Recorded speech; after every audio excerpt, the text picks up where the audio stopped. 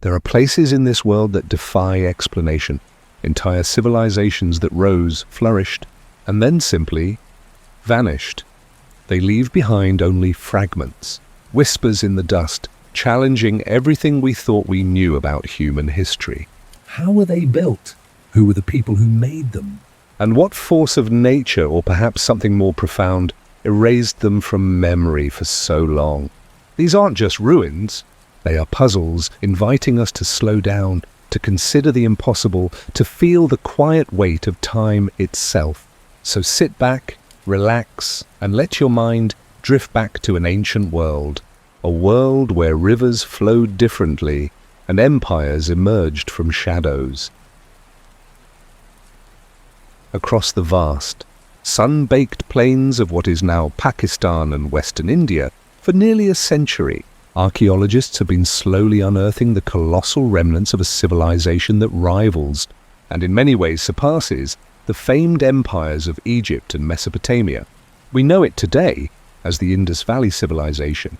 Picture a domain of cities, not just a handful, but over 1,000 settlements stretching across an area exceeding 1 million square kilometers, a territory larger than any single empire in the ancient world, dwarfing its contemporaries along the Nile or the Tigris and Euphrates rivers.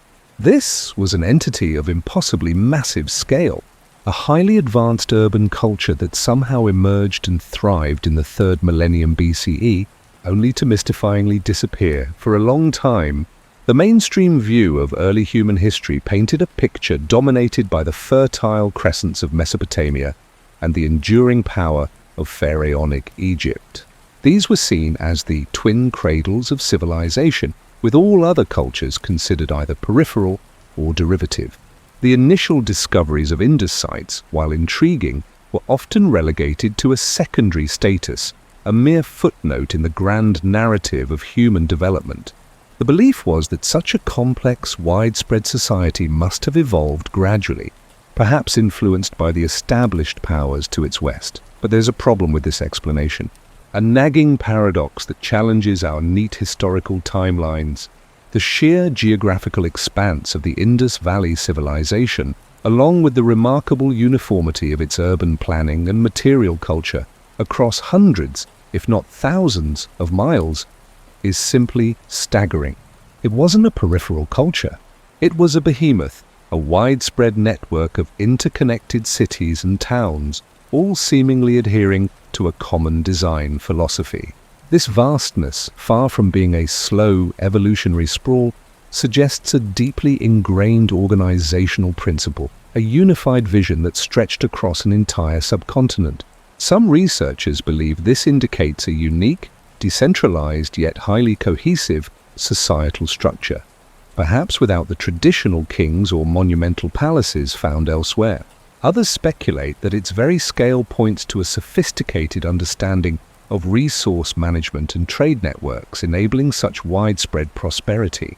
But how did such an enormous complex civilization arise so rapidly and seemingly without a clear antecedent across such a challenging landscape? What Genesis story are we missing for an empire that built 1,000 cities? This leads us to one of the most profound and tantalizing mysteries at the heart of the Indus story, the enigma of the lost river. Ancient Hindu texts, specifically the Rig Veda, speak of a mighty, sacred river called the Saraswati, described as flowing from the mountains to the sea, a source of fertility and life. For centuries, this river was largely considered mythical, a poetic invention or perhaps an exaggerated memory of a minor, ephemeral stream. Historians focused on the Indus and its 5 major tributaries as the sole lifelines for any significant civilization in the region, relegating the Saraswati to the realm of folklore. But there's a problem with this mythical interpretation, a growing body of evidence that challenges the conventional wisdom. In the late 20th and early 21st centuries, satellite imagery began to reveal startling patterns on the ground. Beneath the shifting sands of the vast Thar Desert, a ghost of a river emerged, a colossal, ancient riverbed, hundreds of kilometers long and several kilometers wide in places, flowing parallel to the Indus. Geological surveys, sediment analysis, and even ancient well locations confirm that this was no myth. It was a geological reality, a powerful perennial river that once traversed the landscape, a true lost river. The implications of this discovery are monumental. Theories now range widely, but all acknowledge the profound impact of this vanished waterway. Some geoarchaeologists now propose that the Saraswati, rather than the Indus, was the primary artery of the early and mature Indus Valley civilization. They suggest that a significant concentration of the earliest known Indus sites, including many major cities, are not along the modern Indus, but rather along the course of this now dry Saraswati. Could it be that the spiritual significance of the Saraswati in later Indian texts is not just poetry, but a deep, ancestral memory of a literal lifeline that once shaped their entire world? What if this immense river, now buried, provided the stable environment and abundant resources that allowed such a massive civilization to first take root and flourish? Others ponder if tectonic shifts diverting its glacial tributaries away from the Saraswati towards the Indus or the Yamuna, combined with a gradual weakening of monsoon rains, led to its slow, agonizing demise. If the Saraswati was indeed the true cradle of this civilization, how did such a powerful river disappear so completely? And what does its loss tell us about the initial flourishing and ultimate fate of the Indus people? This discovery of the Saraswati only deepens another perplexing question: the apparent suddenness of the Indus Valley civilization's emergence. Unlike the Nile or Tigris-Euphrates valleys, where archaeological records show clear, gradual development from smaller farming villages to large urban centers over millennia, the major Indus cities seem to materialize almost fully formed. Mohenjo-Daro, Harappa, and dozens of other sites exhibit an astonishing level of urban planning, architectural sophistication, and standardized infrastructure right from their inception as major cities. The mainstream archaeological theory, while acknowledging this apparent rapid ascent, still posits a slow, indigenous development. It suggests that a long period of evolutionary growth from smaller early Harappan settlements eventually accumulated the knowledge and social organization needed for such complex urbanism. The assumption is a continuous, though perhaps accelerated, trajectory from simple to complex, driven by internal innovation and environmental adaptation. But there's a problem with this straightforward evolutionary model, a puzzling aspect that leaves many historians and archaeologists scratching their heads. The leap from the early Harappan phase to the mature Harappan period is remarkably swift, characterized by an almost instant standardization in city planning, brick size, weight measurements, and even artistic motifs across an enormous geographical area. This widespread uniformity, coupled with the rapid proliferation of major urban centers, is baffling. It's as if a blueprint was suddenly adopted across an entire subcontinent, with little visible evidence of the long, painful trial and error often associated with such large-scale societal advancements. Could it be that we are missing crucial pieces of the puzzle? Some researchers believe that the origins of this sophisticated civilization lie in areas yet to be fully explored, perhaps in inaccessible mountainous regions or in areas now submerged by the Arabian Sea or buried deep beneath modern settlements. What if there were even earlier, more advanced precursor cultures whose innovations allowed the Indus cities to emerge with such startling efficiency? The idea of a lost precursor is speculative, of course, but it attempts to explain this rapid leap. Other theories ponder a unique environmental catalyst, perhaps the incredibly fertile and stable conditions provided by the mighty Saraswati River when it was at its peak, allowing for an unprecedented explosion of population and agricultural surplus that funded rapid urbanization. And then there are those who venture further, suggesting that the foundational knowledge for such advanced urban planning and societal organization didn't evolve solely through slow accumulation. Could it have been an intuitive, perhaps even esoteric understanding of their environment, a form of forgotten ancient wisdom that allowed them to bypass centuries of slower developmental stages? This might imply a deeper connection to nature or a highly efficient form of knowledge transfer that we don't yet understand. How did an entire civilization achieve such sophisticated urbanism and cultural uniformity across an area larger than many modern nations, seemingly in the blink of an eye? What crucial Genesis story are we missing about these people and their extraordinary beginnings?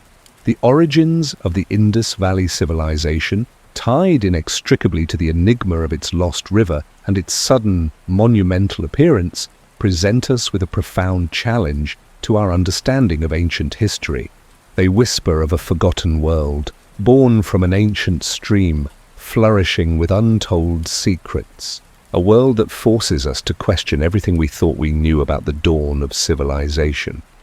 Building on the whisper of ancient rivers and the profound mystery of this civilization's sudden emergence, we turn our gaze now to the cities themselves, the enduring monuments of a people who mastered urban living millennia ago.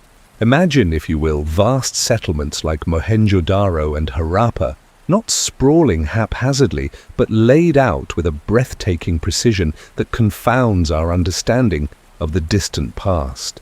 These were not mere collections of dwellings, but meticulously planned metropolises, their streets running in near-perfect grid patterns, a testament to an organizing principle so advanced it still impresses modern urbanists. Here lies the first profound anomaly. These cities, spread across an area larger than ancient Egypt and Mesopotamia combined, shared an almost identical blueprint. The sheer scale of this urban planning is staggering. A network of hundreds, perhaps thousands of settlements, large and small, all exhibiting a consistent vision. They were built with purpose, with a clear understanding of space and function, creating environments that even today seem remarkably livable. How did such uniformity arise? How was this vision communicated, replicated, and maintained across a vast geographic expanse and over centuries? The mainstream interpretation suggests that this remarkable urban planning was a practical necessity, born from the need to manage large populations and resources efficiently. Skilled architects and engineers, it is theorized, developed these sophisticated designs to optimize trade, sanitation, and daily life.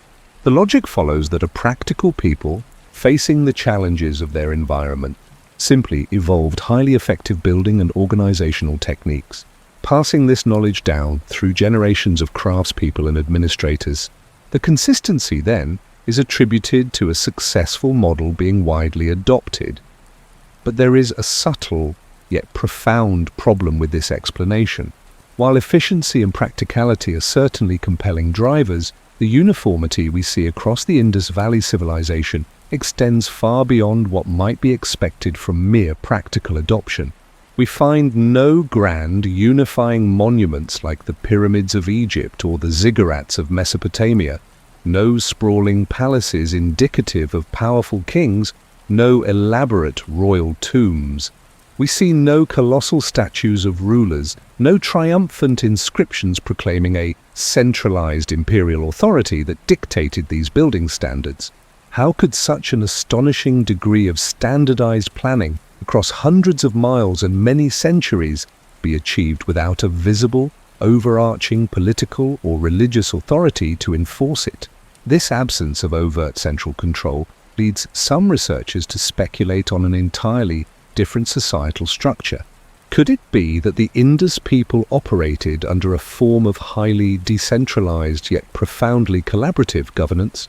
Some theories propose a system of powerful, influential merchant guilds or community councils where decisions were made through consensus, a collective wisdom guiding the development of their urban spaces. Others suggest a shared, deeply ingrained understanding of design principles, almost a cultural blueprint passed not by decree, but through a common educational system or an oral tradition that prized order and harmony.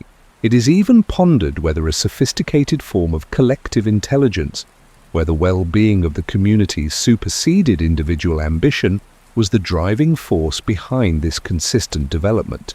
Perhaps there was a widespread, yet unwritten, agreement on the optimal way to build a city, a shared philosophy of living embedded in their very architecture.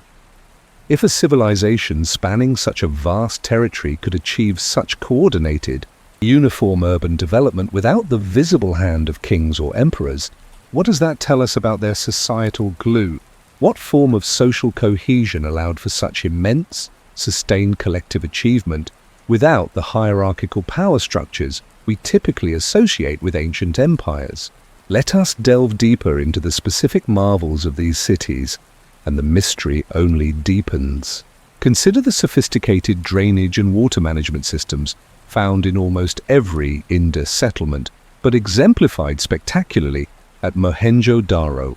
We find private wells in most homes, along with individual bathing rooms and even flush-style toilets, connected to an elaborate network of covered drains that ran beneath the streets.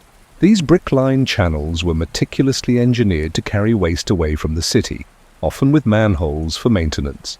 At the heart of Mohenjo-Daro stands the Great Bath, a monumental watertight structure with steps leading down to a pool surrounded by smaller rooms, some with their own bathing facilities. This level of hydraulic engineering and commitment to urban sanitation was unparalleled in the ancient world, far surpassing the standards of contemporary civilizations. The mainstream explanation for these impressive feats centers on practical necessity and advanced engineering prowess. Living in densely populated cities, especially in a warm climate, would have necessitated robust sanitation to prevent disease. The Indus people, it is argued, simply developed the technical skills, the bricklaying, the waterproofing, the gradient calculations, out of a pragmatic need for public health and comfort. The Great Bath is often interpreted as a large public bathing area, perhaps for communal cleansing or a form of early ritual purification, a logical evolution of their sophisticated water management. But again, the sheer scale and the pervasive nature of this system present a puzzling but. Why such an extraordinary, almost obsessive, commitment to cleanliness and water management across all social strata, from the humblest dwellings to the largest public structures? The investment in labor and resources for such comprehensive, meticulously maintained systems suggests something more than mere practicality. Other ancient civilizations developed some forms of sanitation, but none matched the Indus Valley's widespread, integrated approach, nor its apparent democratic distribution across the city. Was it purely utilitarian, or did it carry a deeper significance? This leads to compelling alternative theories. Some scholars suggest that the sophisticated sanitation reflects a profound cultural or even spiritual emphasis on purification and hygiene, perhaps a belief system where cleanliness was intrinsically linked to well-being or religious practice. It is possible they possessed a rudimentary yet highly effective understanding of disease prevention millennia before germ theory was formally articulated, and built their cities to mitigate health risks. Other, more speculative ideas venture into the realm of a lost science of hydrology or environmental management, suggesting that the Indus people held an advanced, holistic understanding of water's role in the ecosystem and human health, influencing their entire approach to urban design. The Great Bath, then, might not only have been a place of cleansing, but a ritualistic center for a people who held water as sacred, understanding its life-giving and purifying properties on a profound level.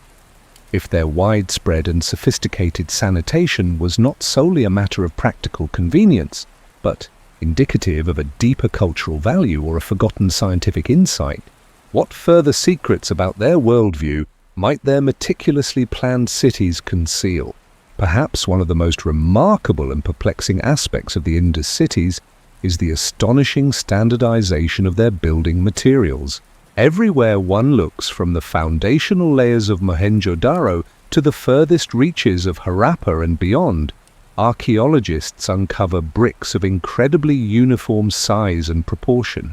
The standard ratio of 4:2.1 length, width, height is found almost universally, not just within a single city, but across the entire civilization. These bricks were not only uniform in size, but also of consistently high quality, fired to a precise hardness. This level of material standardization, coupled with consistent city layouts, often featuring a raised citadel area and a lower residential town, points to an unparalleled degree of coordination in construction and resource management. The mainstream explanation points to efficiency in mass production and construction. Standardized bricks would have made building faster, simpler, and easier to repair. They suggest the presence of highly skilled artisans and a well-organized labor force, possibly under the direction of master builders or a regional administrative body that ensured quality control. The consistency in this view is a testament to the effectiveness of their building techniques and the practical advantages of using modular components. But here again, we encounter the crucial but. This level of standardization, maintained across centuries and over thousands of square miles, implies a system of quality control, regulatory oversight, and even perhaps a shared system of weights and measures that seems almost anachronistically modern. Yet, as we've noted, there is no monumental evidence of a central state apparatus powerful enough to enforce such strict standards. No royal decrees etched in stone, no administrative tablets listing building specifications. How could such consistent manufacturing and construction norms be maintained across such a vast and seemingly decentralized network? This persistent mystery gives rise to several intriguing alternative theories. Could it be that rather than a top-down enforcement, there was a widespread, decentralized network of guilds or craftspeople who voluntarily adhered to common principles? Perhaps a shared cultural blueprint or a deeply ingrained design philosophy was passed down through generations, not through official mandate but through apprenticeship and a collective understanding of what constituted ideal construction. Some speculate on a kind of early intellectual property or open-source design ethos where the most effective and aesthetically pleasing building methods became universally adopted for the common good. It's even conceivable that the consistent proportions held a deeper, symbolic meaning, connecting their urban landscape to a cosmological understanding or a form of sacred geometry. If an entire civilization managed to maintain such architectural and material uniformity across hundreds of miles and centuries without a visible empire to enforce it, what does that suggest about their methods of knowledge transfer, their social cohesion, and their very conception of order? This brings us to perhaps the most profound enigma of the Indus Valley civilization's blueprints. The puzzling absence of the typical hallmarks of ancient power. Unlike their contemporaries along the Nile and the Tigris and Euphrates, the Indus cities lack grandiose palaces, monumental royal tombs, or massive towering temples that dominate the urban landscape. While there is a well-known priest-king statue found at Mohenjo-Daro, it is an isolated find, hardly indicative of a pervasive ruling class. Instead, the cities appear remarkably egalitarian in their layout, with relatively uniform housing, suggesting a society where wealth and status were not expressed through ostentatious architectural display. The mainstream theory struggles to fully account for this. Some suggest that their power structures were simply different, less centralized, or perhaps their expressions of authority were perishable and have not survived. They might have had a priestly class whose power was spiritual rather than material, or perhaps a council of elders or merchants who ruled collectively without the need for grand residences. The citadel areas, often interpreted as administrative or religious centers, might have housed such less visible forms of authority. But this explanation often feels incomplete, a concession to the missing evidence. The sustained effort and immense resources required to build and maintain such vast, complex urban projects usually imply a powerful, centralized authority capable of organizing and directing labor on a massive scale. Where was this power if not manifested in the traditional symbols of kingship or divine rule? This absence is not merely a lack of evidence. It is a striking characteristic that fundamentally challenges our understanding of what constitutes a civilization. This glaring but opens the door wide to some of the most fascinating alternative theories. Could the Indus Valley civilization have been a truly egalitarian society, one governed by consensus or a rotating council, where collective well-being was prioritized over individual aggrandizement? Some researchers champion the idea of a collective intelligence where societal decisions were made for the common good, driven by a shared vision rather than autocratic decree. Others speculate about a hidden, perhaps spiritual or intellectual, elite whose power was not expressed through material grandeur, but through profound wisdom, guiding society from behind the scenes. This could have been a civilization that valued harmony, balance, and communal thriving above all else. These profound questions lead to a truly intriguing speculation. Could the Indus people have possessed a lost science of harmonious living? This would be a comprehensive understanding that integrated urban ecology, social balance, sustainable resource management, and even spiritual well-being into their very architectural principles.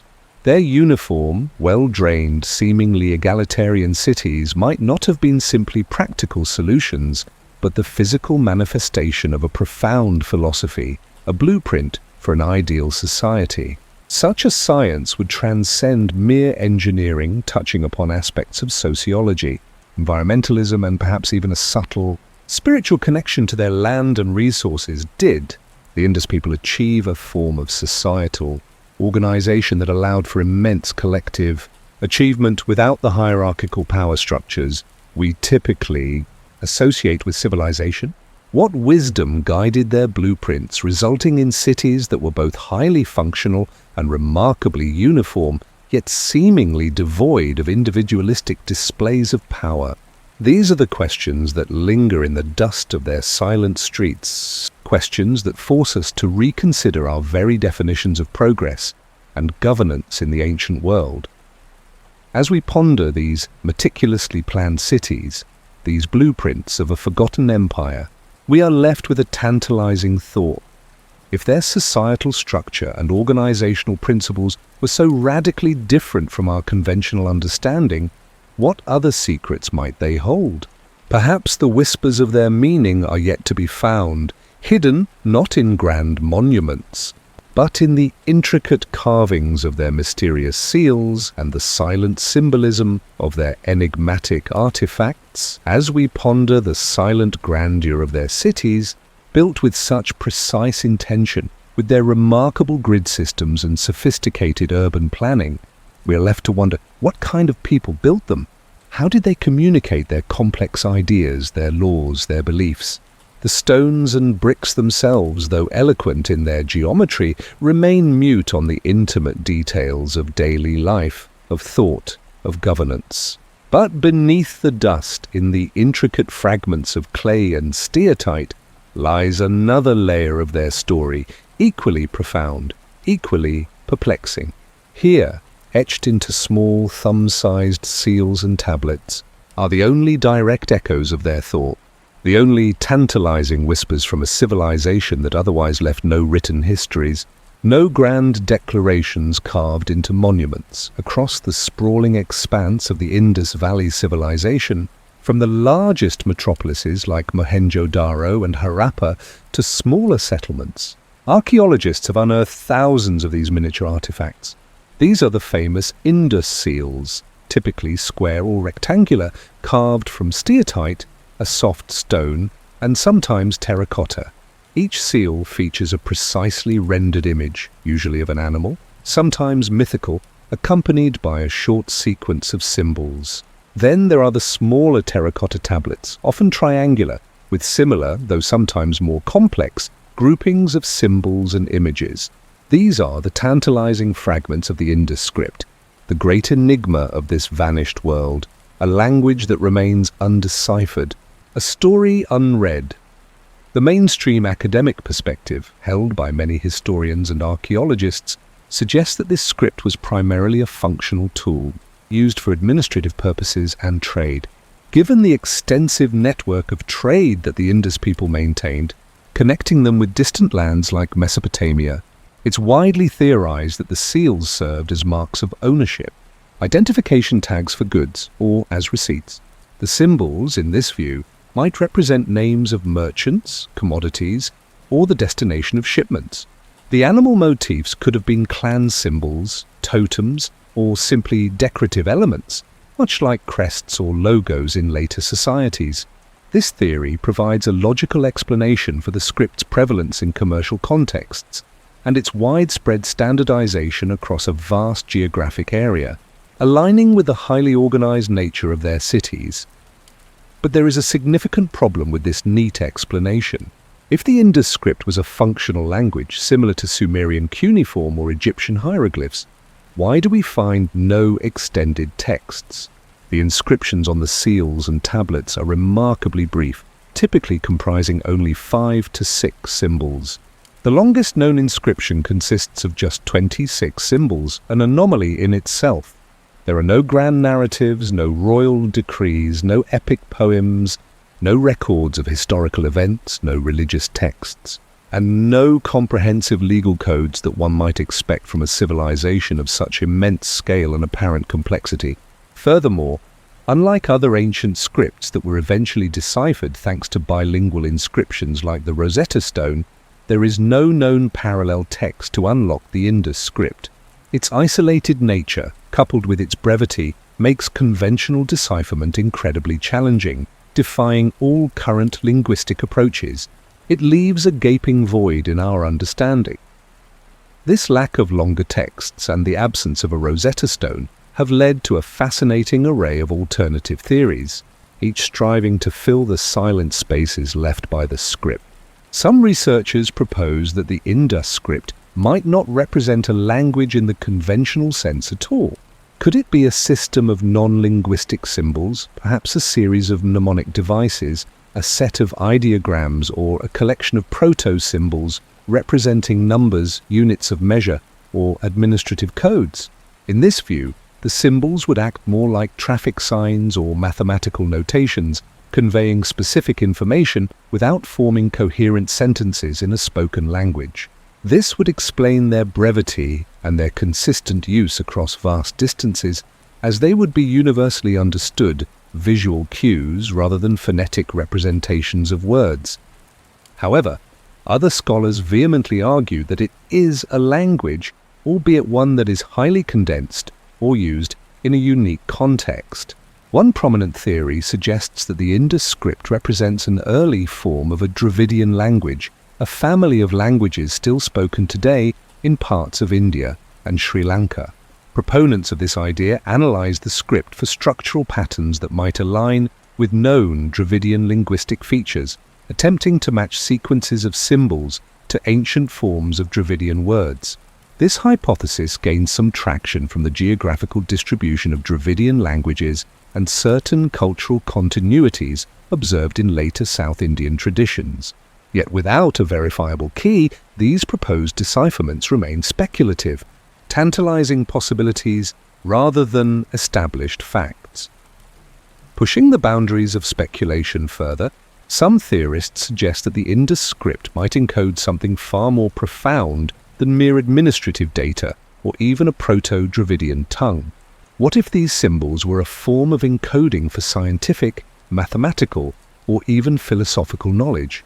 Given the incredible precision of Indus urban planning, their advanced understanding of hydrology, and their standardized weights and measures, it's not unreasonable to consider that they possessed sophisticated knowledge. Could these seals, rather than being simple labels, be condensed forms of scientific principles, astronomical observations, or even a form of early proto-code for complex ideas? Perhaps they represented abstract concepts, moral tenets, or spiritual teachings meant to be memorized and orally transmitted, with the seals serving as powerful visual aids or summaries. This takes us into the realm of a potential secret code, or perhaps even talismans. Some researchers have posited that the inscriptions, especially when combined with the striking animal motifs, might have served as objects of ritualistic significance, magical charms, or talismans. In this context, the brevity would be a feature, not a bug, suggesting that each seal was imbued with a potent, concentrated meaning, perhaps for protection, blessing, or spiritual guidance. The act of imprinting such a seal could have been a ritualistic endorsement, a blessing upon goods, or a symbolic act of ownership imbued with deeper spiritual resonance. The symbols themselves could be a form of early iconography or a sacred language understood only by an initiated few, conveying complex ideas through highly stylized visual metaphors rather than phonetic sounds. If the Indus script was indeed a form of Proto-Dravidian, a non-linguistic symbol system, an encoding of advanced knowledge, or even a series of potent talismans, what does this tell us about the intellectual and spiritual world of this enigmatic civilization? Are we looking for spoken words where there were only abstract concepts? Are we trying to apply the rules of later, more verbose languages to a system that operated on entirely different principles? The sheer volume of these seals and tablets distributed across hundreds of sites points to their fundamental importance in daily life. But their persistent silence, their refusal to yield their secrets, makes them perhaps the most profound mystery of this entire vanished culture. What hidden knowledge, what ancient wisdom, what lost language of the soul lies entombed within these terse whispers in clay, waiting for a key that may never be found? Beyond the script itself, the Indus civilization also left behind a fascinating collection of unique animal motifs and figurines, which further deepen the mystery of their beliefs and worldview. The seals, as we've seen, are dominated by images of animals, often depicted with striking realism and power. The bull, with its imposing hump and horns, appears frequently, often in what seems to be a processional context. The rhinoceros, the tiger, the elephant, and the water buffalo are also common. But it is the mythical creatures that truly capture the imagination, chief among them the unicorn, a creature resembling a bull but with a single, magnificent horn emerging from its forehead. Then there are the terracotta figurines, small hand-modelled sculptures of animals, but also numerous female figures, often adorned with elaborate headdresses and jewellery. There are also male figures, some seated in yogic postures, like the famous Pashupati seal, depicting a multi-faced, horned deity surrounded by animals. The mainstream interpretation of these animal motifs and figurines leans towards their significance in religion, mythology, and social structure. The animals on the seals are often seen as totemic symbols, representing various clans, communities, or perhaps even deities. The unicorn, for instance, is often hypothesized to be a sacred animal, perhaps a symbol of purity, power, or even a specific cult. The female figurines are widely believed to represent a mother goddess figure, indicative of a fertility cult or a veneration of the feminine principle, a common theme in many ancient agricultural societies. The Pashupati seal is frequently identified as a proto-Shiva, an early depiction of a deity associated with animals and meditation, foreshadowing later Hindu traditions. This view suggests a sophisticated religious system, potentially centered around fertility, nature, and perhaps an early form of ancestor worship, with these objects serving as cult figures, offerings, or personal amulets. But this mainstream interpretation, while plausible, also faces significant challenges when placed against the backdrop of the entire civilization. If these were indeed powerful religious symbols, deities, or objects of worship, why do we find no large temples, no grand cultic centers, no monumental altars or shrines? Unlike Egypt or Mesopotamia, where elaborate temples dedicated to specific gods formed the architectural and spiritual heart of their cities, Indus cities seem devoid of such structures. The so-called Great Bath at Mohenjo-Daro, a large public water tank, has been interpreted by some as having ritualistic significance, but it's an isolated example, not a widespread architectural type. Furthermore, the sheer variety and seemingly casual distribution of the figurines and seals suggest a more personal or domestic use rather than a centralized, state-sponsored religious cult. The absence of specific written religious texts or mythological narratives also makes it difficult to definitively connect these images to a coherent pantheon or belief system, leaving us with tantalizing fragments rather than a complete picture. This gap has opened the door to alternative theories, suggesting that the animal motifs and figurines might convey meanings far removed from conventional religious worship. Could some of the animal representations, particularly the composite or mythical creatures, be astronomical symbols encoding observations of constellations or celestial events? The persistent recurrence of certain animals might align with specific periods of the year, agricultural cycles, or even a form of early zodiacal calendar. In this light, the unicorn might not be a mythical beast, but a highly stylized representation of a particular celestial alignment or a seasonal marker, understood within a shared observational framework. Other theories explore the idea that these objects served as esoteric symbols or even early forms of political or social emblems. The specific combinations of animals and symbols on the seals could denote alliances between powerful families, specific trade guilds, or even the different administrative divisions within the cities. The female figurines, rather than being goddesses, might represent revered ancestors, matriarchal figures, or even generic representations of the community's women, embodying collective strength or prosperity. This shifts the focus from a purely religious interpretation to one that integrates social, economic, and potentially even political functions into the symbolism, hinting at a complex web of affiliations that were communicated visually rather than through lengthy texts. And then there is the captivating idea that these artifacts were indeed talismans, imbued with specific protective powers or bringing good fortune. In a society so deeply reliant on agriculture and trade, facing the unpredictable forces of nature and the vagaries of commerce, a belief in powerful charms or protective imagery would be entirely understandable. Each seal, each figurine, might have been a personal guardian, a source of spiritual comfort, or a miniature representation of a potent energy that could be invoked or carried for daily benefit. The silent stare of the unicorn, the serene posture of the Pashupati-like figure, or the fertile abundance of the mother goddess figurines could have served as constant reminders of unseen forces or sources of strength, guiding the individual through their lives. If these animals and figures represent anything from religious deities and clan totems to astronomical markers, political emblems, or even potent talismans, what does this reveal about the inner life of the Indus people?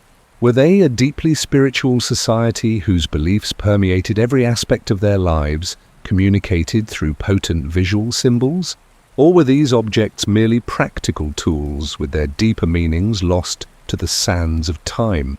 Their silent gaze and enigmatic forms compel us to ask, what spiritual or symbolic world did these silent images inhabit? And how did they truly connect with the hearts and minds of the people who created them? The collective enigma of the Indus script and these unique artifacts presents a profound challenge to our understanding of human civilization.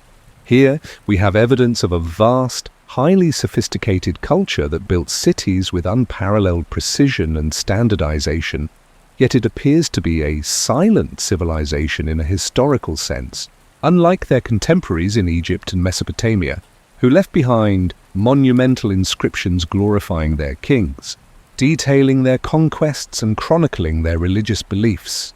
The Indus people left no obvious historical narrative, no royal tombs, no grand proclamations. The script, as we've noted, is almost too concise, seeming to defy the very purpose of extensive written communication as we understand it.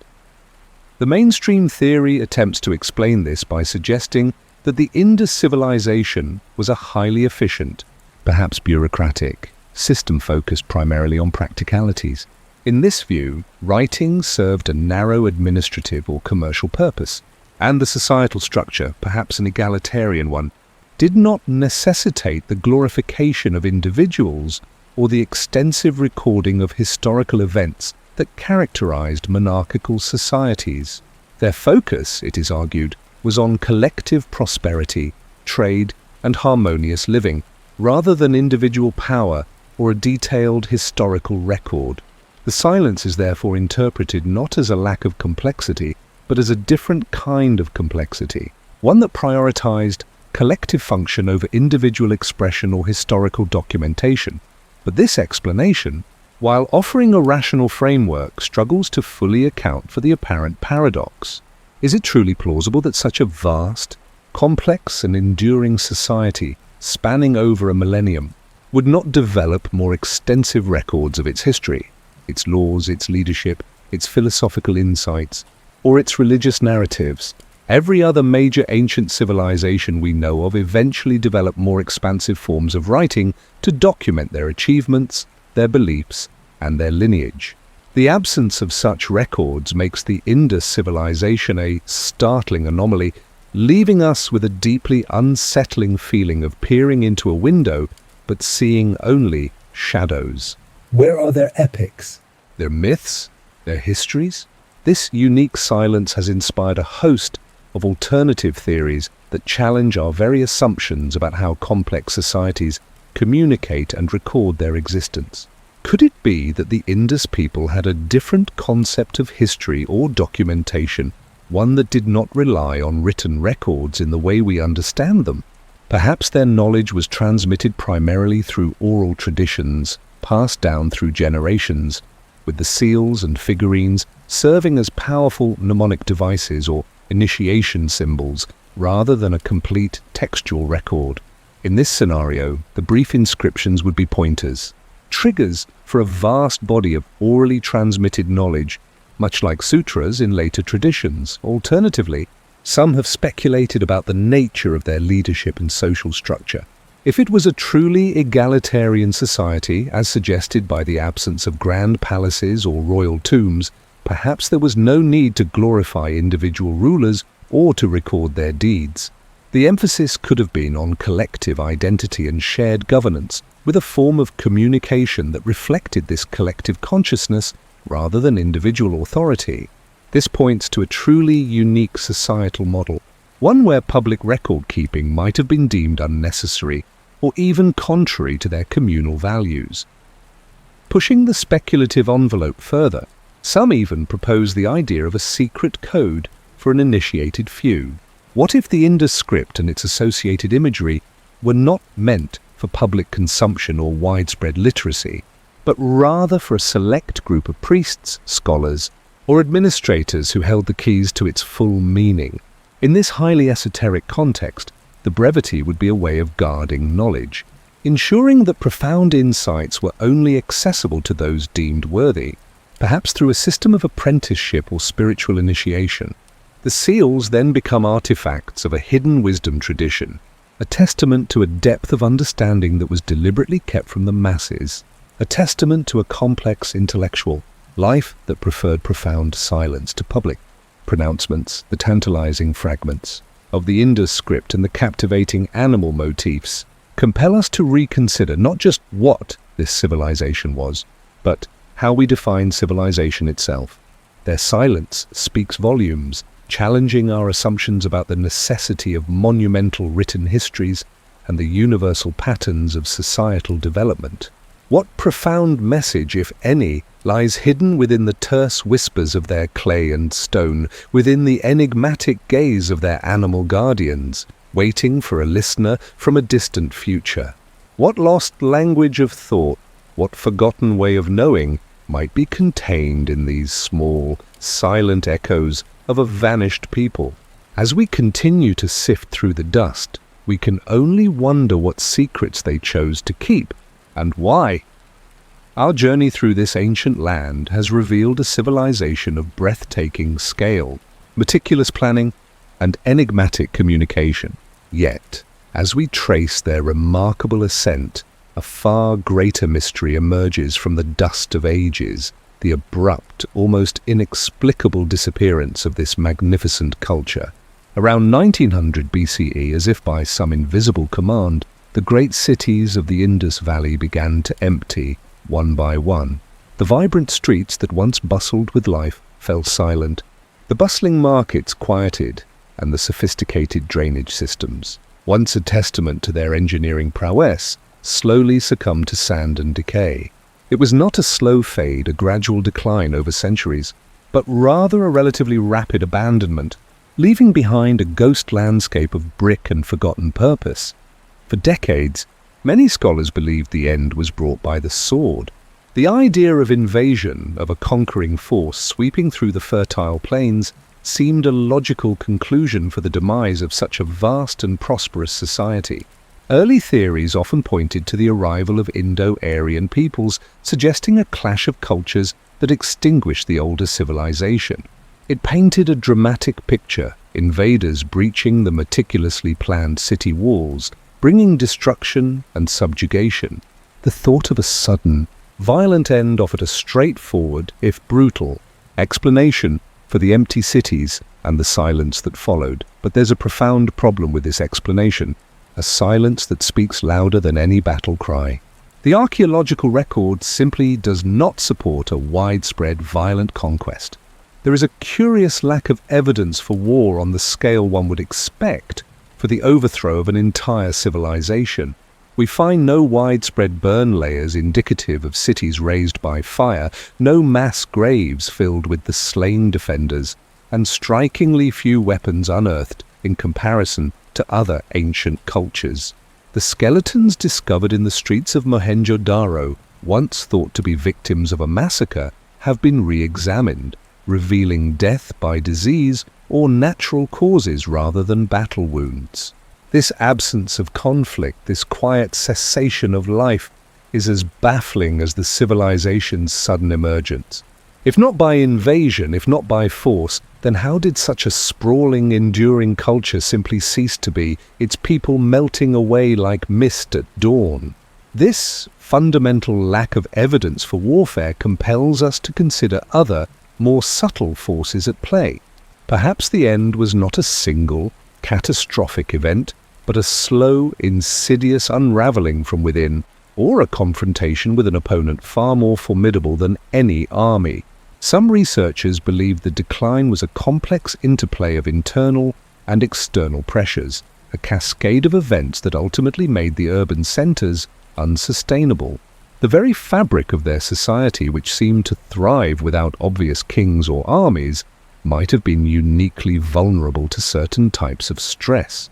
Could it be that the extraordinary harmony and order that defined their cities also masked a fragility, an inability to adapt to unprecedented challenges?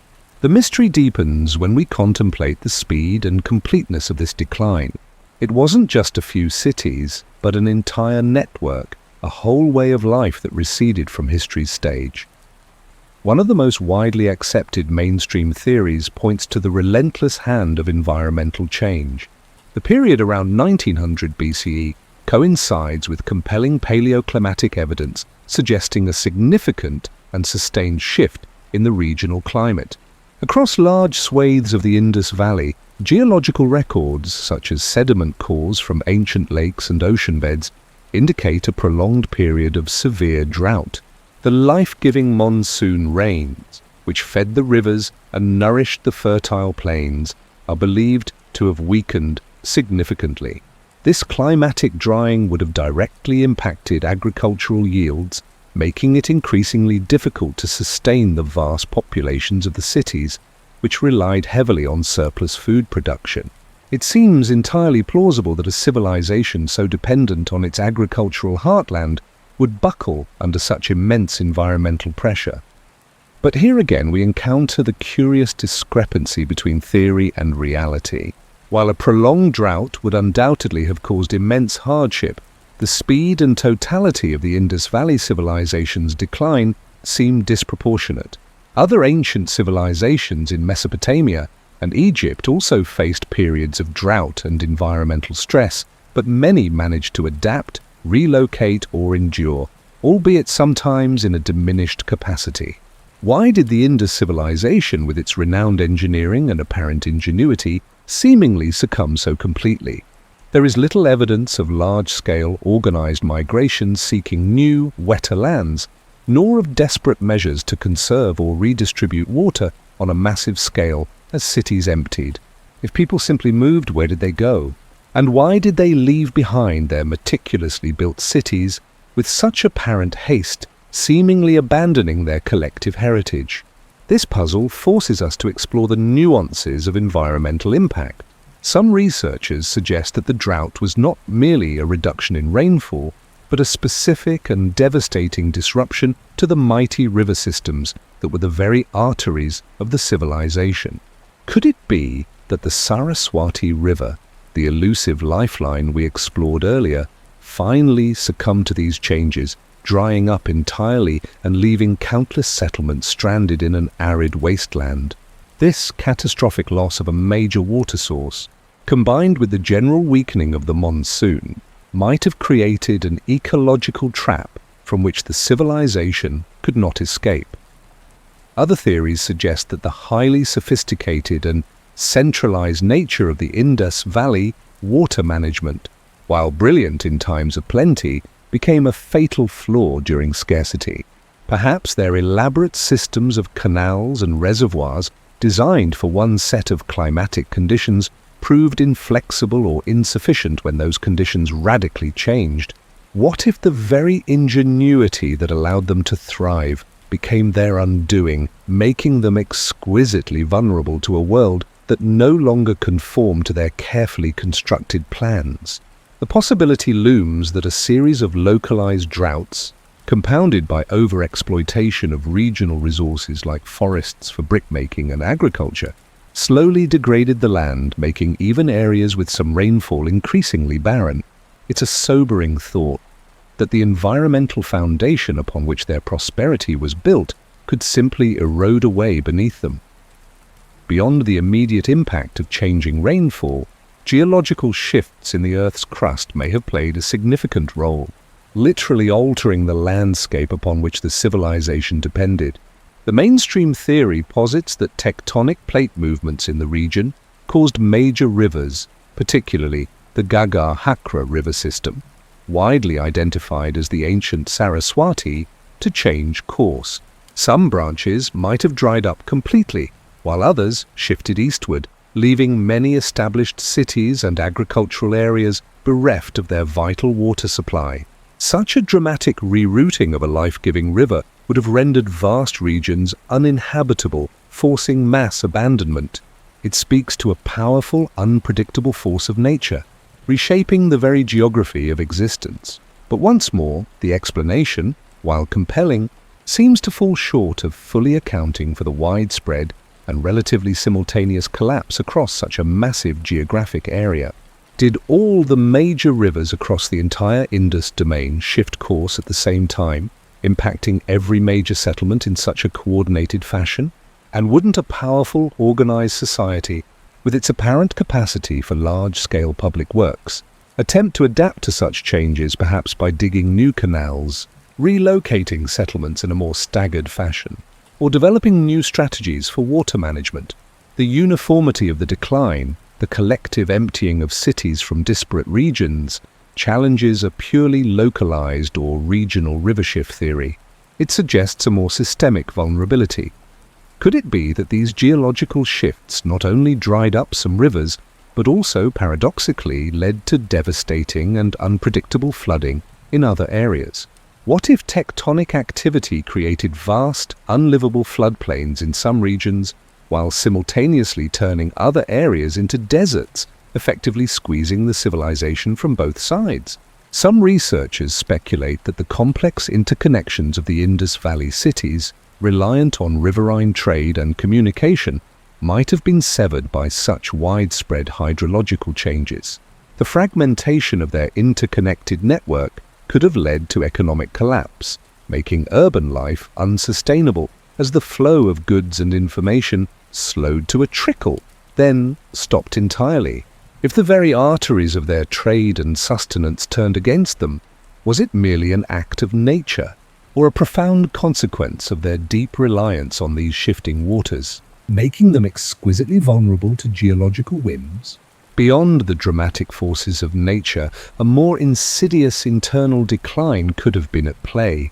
The mainstream view acknowledges that environmental stresses were likely compounded by various social and cultural factors, leading to a systemic collapse rather than a single, isolated event. Perhaps a combination of dwindling resources and growing populations created internal tensions, leading to a gradual erosion of the societal harmony and collective governance that seemed to define their cities.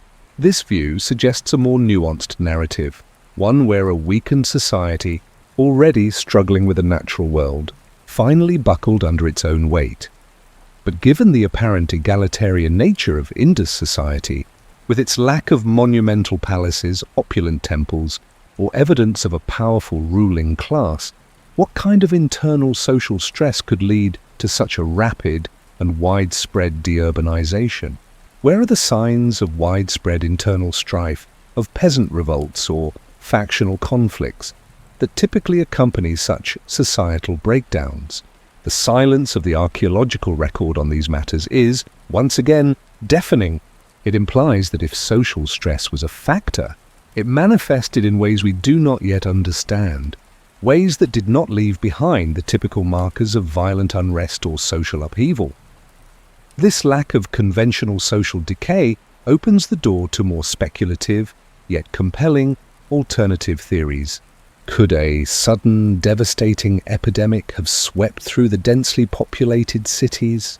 Even with their advanced drainage systems and seemingly high standards of hygiene, ancient urban centers were always vulnerable to disease.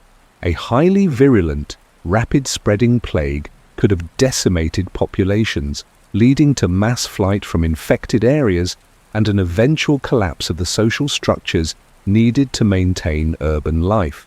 Such an invisible killer would leave few direct archaeological traces beyond the sudden depopulation, aligning with the eerie quietness of their end. Another intriguing possibility is that the decline was, in part, a deliberate cultural shift, a process of deurbanization. What if, facing environmental hardships or perhaps even a profound philosophical change, the people of the Indus Valley consciously chose to abandon city life? Perhaps there was a widespread social or religious movement that advocated for a simpler, decentralized existence, favoring smaller, rural settlements over the grand urban centers. This would explain the lack of destruction and the gradual emptying of cities. It would be a conscious, collective decision to move away from a model of living that no longer served them, or perhaps was perceived as having failed. Then there is the possibility of gradual, long-term resource depletion. Decades, even centuries, of intensive agriculture might have exhausted the fertile soil, turning once productive fields into barren lands. The massive demand for timber used for firing billions of bricks for their cities and for fuel could have led to widespread deforestation, altering local microclimates and exacerbating soil erosion. Such slow, relentless degradation of their resource base could have made their cities unsustainable, forcing a migration to more viable, if less developed, peripheral areas. Could a society so advanced simply choose to dismantle itself? Or was it a silent, invisible killer, whether disease or a creeping environmental decay that emptied their magnificent cities? When all conventional explanations seem insufficient, when the absence of evidence for a clear cause becomes as perplexing as the disappearance itself, we are left to consider truly fringe theories. These ideas venture into realms beyond our current scientific understanding, attempting to fill the void left by the great Indus enigma. Mainstream archaeology, by its very nature, tends to dismiss such speculative concepts due to a lack of tangible, empirical evidence. Yet, the persistent mystery, the profound silence surrounding the end of this civilization, leaves a tantalizing space for more radical contemplation.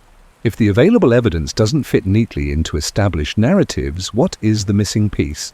And how far are we willing to look for it? Some highly speculative theories suggest the involvement of unknown external forces or sudden, unexplained events that defy conventional interpretation. Could a localized yet devastating cosmic event have been responsible?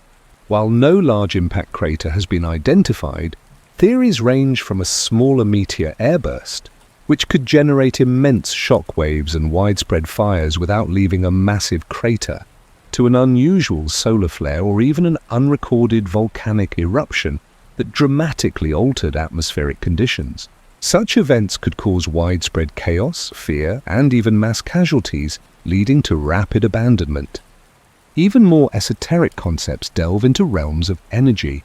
Could some form of electromagnetic pulse, EMP, or an unknown natural energy discharge have occurred, disrupting critical systems or even subtly affecting the health and psyche of the population? While wildly speculative, these ideas attempt to account for a sudden, pervasive impact that leaves few physical traces of destruction.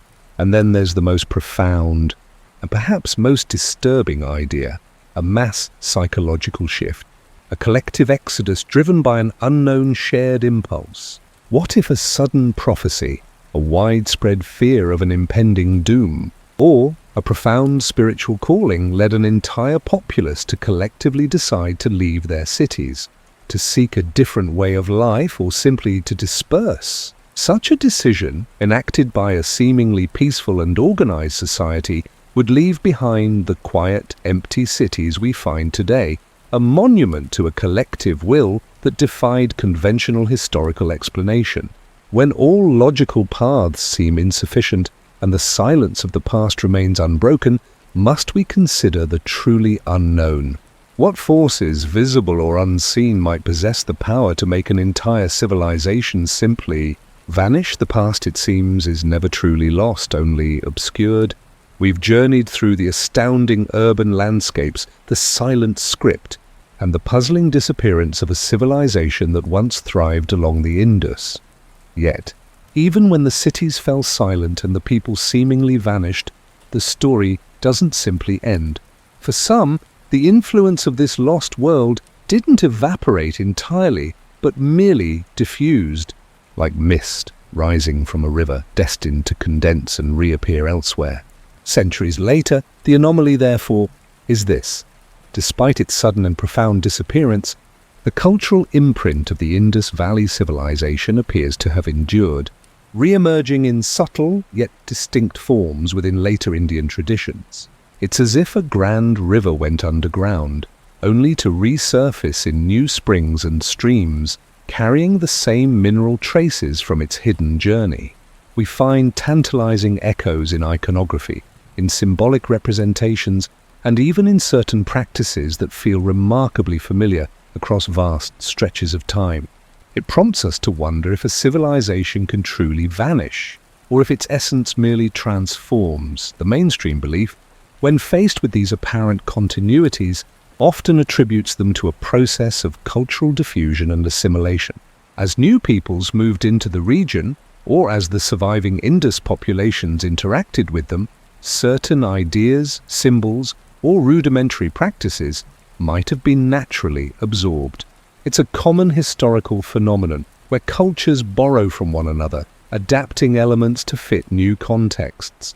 Think of how architectural styles or culinary traditions spread across continents. From this perspective, any similarities are simply the expected result of human interaction and the natural flow of cultural exchange over millennia. But there's a problem with this explanation, a nuance that makes simple diffusion seem, well, too simple. The parallels we observe are often profound, specific, and even intimate, defying the casual borrowing one might expect. It isn't just a general concept or a broad symbol. It's the specific depiction of a figure in a yogic posture, surrounded by animals, remarkably similar to later interpretations of Shiva as Pashupati, Lord of Animals. It's the recurring motif of the swastika found on Indus seals, reappearing with significant cultural and spiritual weight in later Indic traditions. These aren't generic resemblances. They feel like deliberate repetitions, almost direct transmissions. They raise the question of how such profound and specific parallels could persist through such a dramatic historical rupture without some deeper mechanism at play. This is where alternative theories begin to paint a more intricate picture. Some researchers believe that the disappearance of the Indus civilization was not an absolute erasure, but rather a transformation and diaspora. Perhaps large segments of the population, displaced by environmental shifts or societal pressures, migrated to other regions, carrying their cultural memories and practices with them. These communities might have then slowly integrated into new societies, yet held onto a resilient cultural core, preserving key aspects of their heritage in quieter, less visible ways.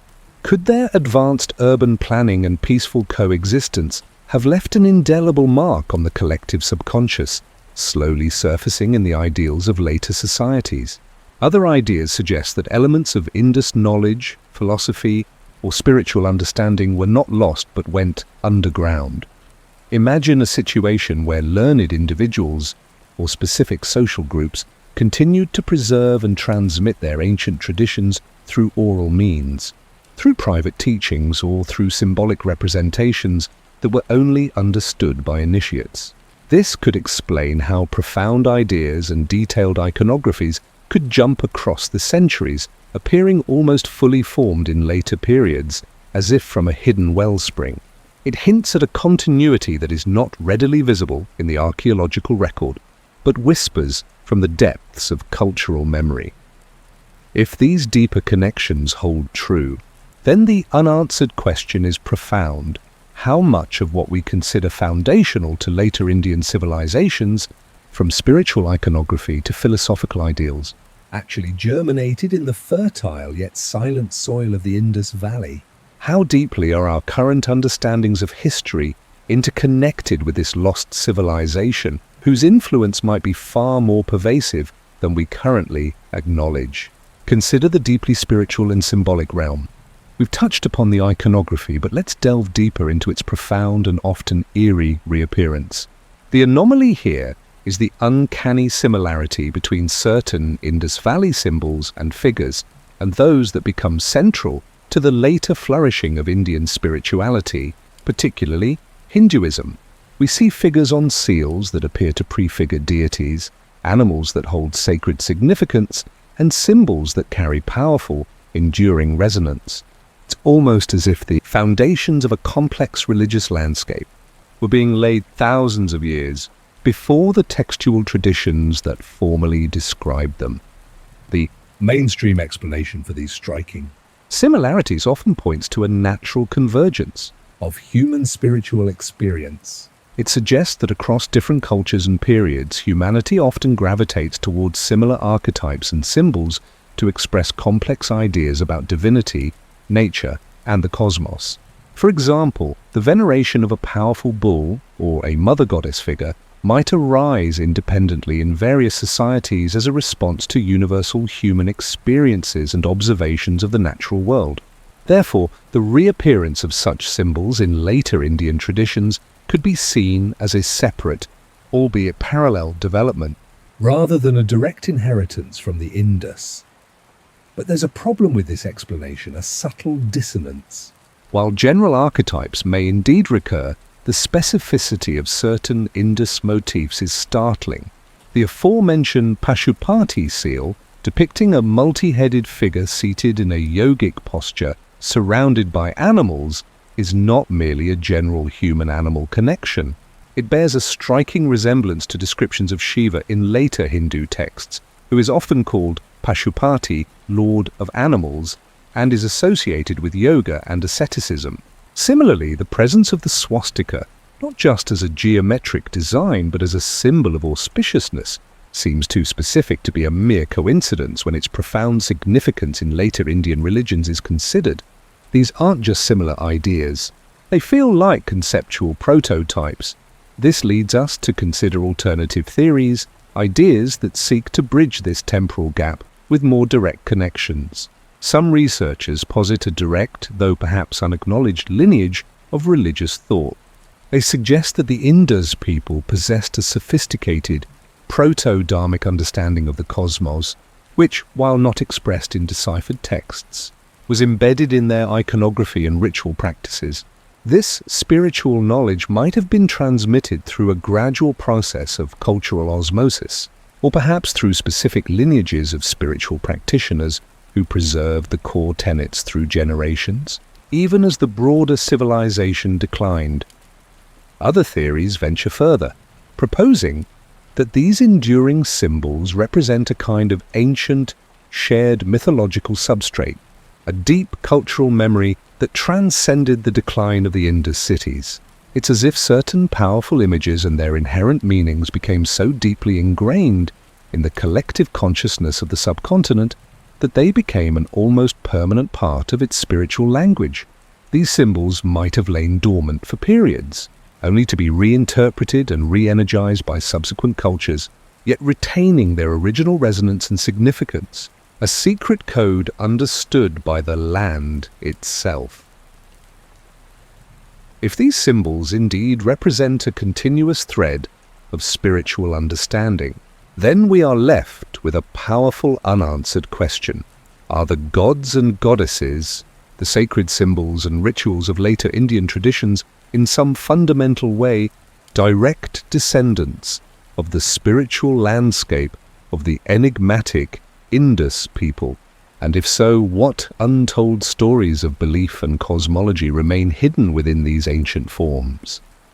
Beyond symbols, we find whispers of practices and underlying philosophical approaches. The anomaly here manifests in the persistence of certain ritualistic behaviors and cultural values that appear to echo the ethos of the Indus Valley civilization. Consider the emphasis on ritual purity, evident in the sophisticated water management and the Great Bath of Mohenjo-daro, or the reverence for specific animals that resonate with later traditions. It's as if the practical concerns and moral compass of the Indus people subtly influence the very fabric of subsequent societies. The mainstream explanation views these as either common human developments or as later innovations. For instance, the concept of ritual bathing is not unique to India. Many cultures have practiced ablutions for purification. Similarly, the veneration of animals might be seen as an independent development tied to agricultural societies or animistic beliefs. From this perspective, any apparent continuities are simply a matter of convergent evolution of practices, where different cultures arrive at similar solutions or expressions of belief independently, rather than through a direct historical link. But there's a problem with this explanation, a significant void. The scale and integration of water-related rituals within the urban planning of the Indus cities, particularly the Great Bath, suggest a profound cultural significance that goes beyond mere hygiene. It speaks to an early and deeply ingrained cultural value placed on purity and ritual cleanliness. To dismiss its connection to later Indian ritual bathing traditions as mere coincidence feels like overlooking a crucial piece of the puzzle. Moreover, the archaeological evidence, even in its silence, suggests a society that prioritized harmony, order, and perhaps even a form of early egalitarianism, characteristics that would be profoundly influential if they indeed persisted. This leads to alternative theories that explore a more direct lineage of practices and underlying cultural philosophies. Some researchers propose the existence of a proto-dharmic tradition within the Indus Valley civilization, a precursor to the philosophical and ethical frameworks that would later define Indic religions. This tradition, perhaps transmitted through oral histories, through specific social groups, or through the very fabric of daily life in the highly organized cities, could have provided a foundational moral and practical blueprint for subsequent societies. It suggests that the Indus people weren't just building cities, but shaping a unique cultural temperament. Others speculate on the idea of an underground knowledge preservation, where specific practices, perhaps related to early forms of meditation, asceticism or ecological wisdom, were quietly maintained. Perhaps the very nature of their seemingly peaceful and non-hierarchical society, as evidenced by the lack of monumental palaces or military fortifications, fostered a different kind of wisdom, one focused on inner development and harmonious living. This wisdom, not reliant on monumental texts but on lived experience and subtle instruction, could have diffused into the cultural currents that followed. If these practices and underlying philosophies indeed endured, then the unanswered question becomes truly intriguing. Did the silent, harmonious civilization of the Indus Valley lay the foundational philosophical and practical groundwork for much of what we recognize as unique to Indian thought and spirituality today? A legacy far more profound than its vanished cities suggest. Finally, we arrive at the most ethereal of connections, the enduring ideal.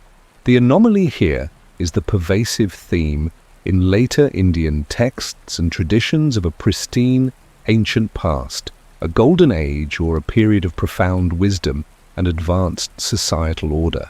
This ideal often lacks specific historical anchors, yet it speaks of a time when society functioned perfectly, without strife, guided by higher principles. Could this abstract ideal be a collective memory, however mythologized, of the Indus civilization? The mainstream view tends to interpret such golden age narratives as universal human tendencies, a romanticized longing for a simpler, purer past that never truly existed in a historical sense. Most cultures have myths of a lost paradise or a time of perfection, serving as a moral or ethical benchmark rather than a historical record.